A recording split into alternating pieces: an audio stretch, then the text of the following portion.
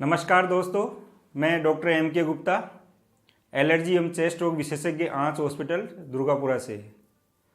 दोस्तों, आज हम चर्चा करेंगे खर्राटों की बीमारी या स्लीप एपनिया पे। खर्राटे आना एक आम बात है।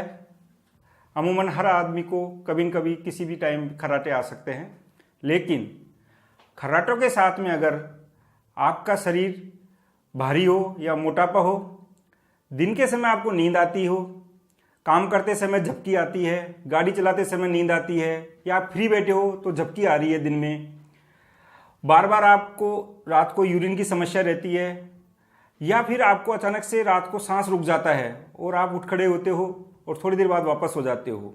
अगर इनमें से कोई सा भी साथ में सिम्टम है तो ये एक स्लीप एपनिया की इंगित करता है। तो ऐसे समय में ऐसे अगर आपको शिकायत है तो आपको अपने स्लीप एपनिया विशेषज्ञ से मिलना चाहिए। वो आपको एक स्लीप इवैल्यूएशन टेस्ट करेंगे जो ये बताएगा कि आपको स्लीप एपनिया की रिस्क है या नहीं है।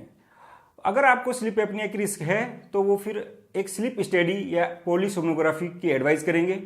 पोलीसोनोग्राफी स्लीप स्टडी एक सिंपल सा टेस्ट होता है जिसमें रात को एक मशीन के द्वारा हम ये चेक करते हैं कि आपको स्लीप एपनिया है या नहीं है और कौन से ग्रेड में है। ये माइल्ड, मॉडरेट और सीवियर 3 ग्रेड होते हैं।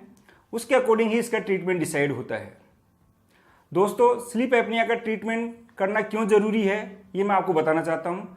स्लीप एपनिया में बेसिकली क्या है कि रात को ऑक्सीजन की कमी हो जाती है शरीर में, तो शरीर के पूरे अंग को, लीवर हो, किडनी हो, हार्ट हो, इनको ऑक्सीजन की पूरी सप्लाई नहीं मिल पाती, जिसकी वजह से अन्य बीमारियां भी बन जाती है।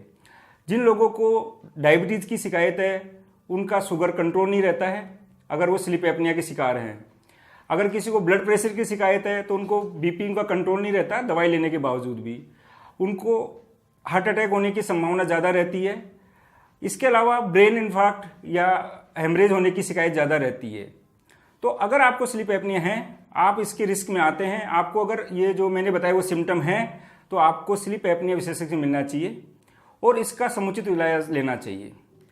अगर आपको इससे संबंधित कोई भी क्वेरी है तो वो आप हमारे फेसबुक पेज पे जाके कमेंट बॉक्स में पूछ सकते हैं। हम आपको जल्दी जल्दी इसका रिप्लाई करेंगे। धन्यवाद दोस्तों।